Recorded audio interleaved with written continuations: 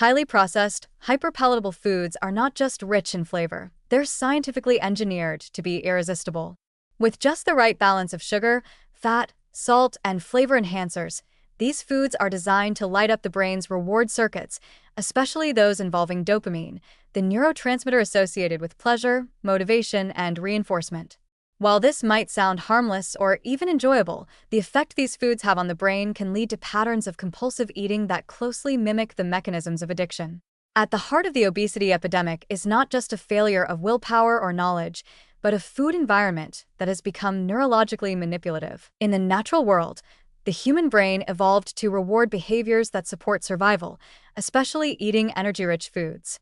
When we eat, dopamine is released in brain regions like the nucleus accumbens, reinforcing the behavior and making us more likely to repeat it.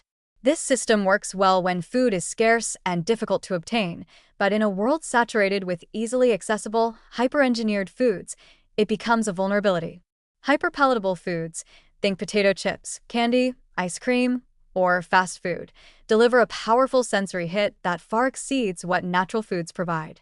This exaggerated stimulation floods dopamine pathways, creating a response that's not just pleasurable, but difficult to control. Repeated exposure to these foods can desensitize the brain's reward system over time.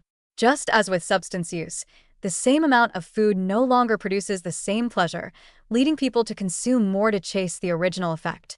This is why a single cookie can turn into half a package, or why a person may crave specific comfort foods, even when they're not physically hungry. The drive isn't purely nutritional, it's neurological. Importantly, this isn't limited to people with obesity. Many individuals, regardless of weight, report strong cravings or loss of control around certain foods, particularly those high in refined carbohydrates and fats. The combination of sugar and fat, rare in nature but common in processed foods, seems especially potent in hijacking brain chemistry. These foods don't just taste good. They alter mood, reduce stress temporarily, and stimulate the same reward centers activated by addictive substances like alcohol or nicotine. Neuroscientific studies using imaging technology like fMRI have confirmed that hyperpalatable foods activate the brain's reward circuitry in much the same way as drugs of abuse. The anticipation of the food, triggered by cues such as advertising, smells, or even memories, also plays a key role.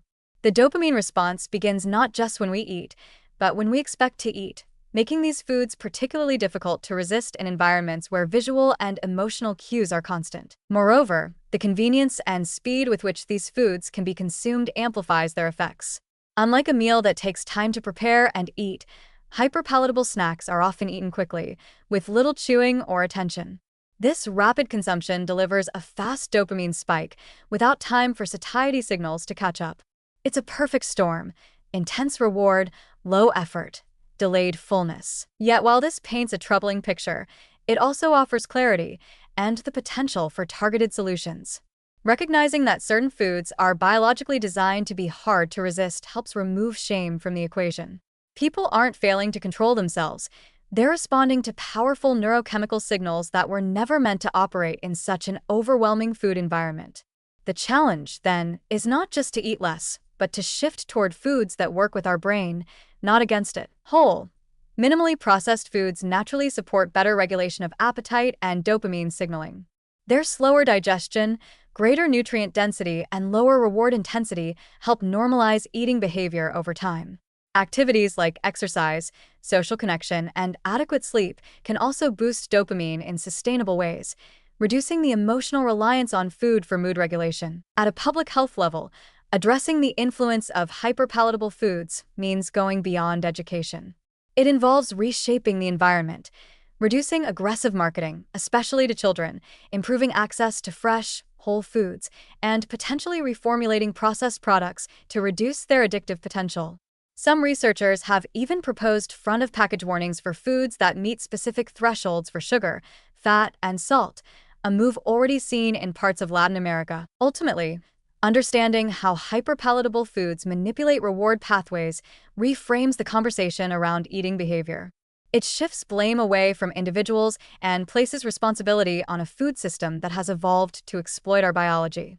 With this knowledge, we can begin to build not just better habits, but a better food culture, one where pleasure and nourishment are not at odds, and where the brain can once again guide us toward balance.